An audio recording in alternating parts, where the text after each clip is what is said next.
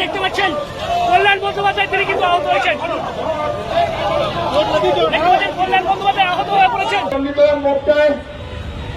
বিজেপির লোকেরা চিৎকার করে গালাগাল দিয়ে মাথায় দূর থেকে ঢিলকি বল করো ইউজ বল ছুড়েছে। আমি বুঝতে পারছি না, আমার মাথা দিয়ে রক্ত বেরোচ্ছে।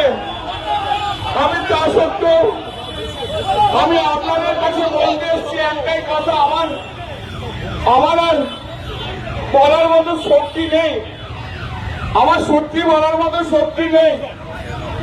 আপনারা বাংলার মানুষ, আপনারা চণ্ডীতলার মানুষ, আপনারাই বিচার করবেন যে এই যে গুন্ডাগর্দি করছে, এই যে এমপিদের দিয়ে মারছে, এটা কি ঠিক হচ্ছে? এখানে কোনো জনরোষ টনরোষ নেই।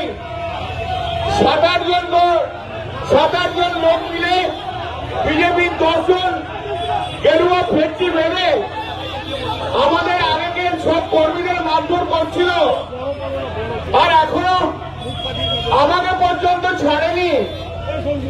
কৌশিকের মুখ ফাটিয়ে দিয়েছে।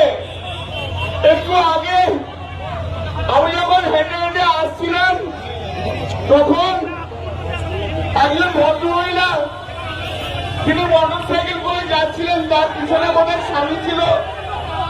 রাস্তায় নেমে আমাকে বললো, দাদা আমাদের প্রচন্ড মেরেছে বিজেপির লোকজন, সারা পশ্চিমবঙ্গ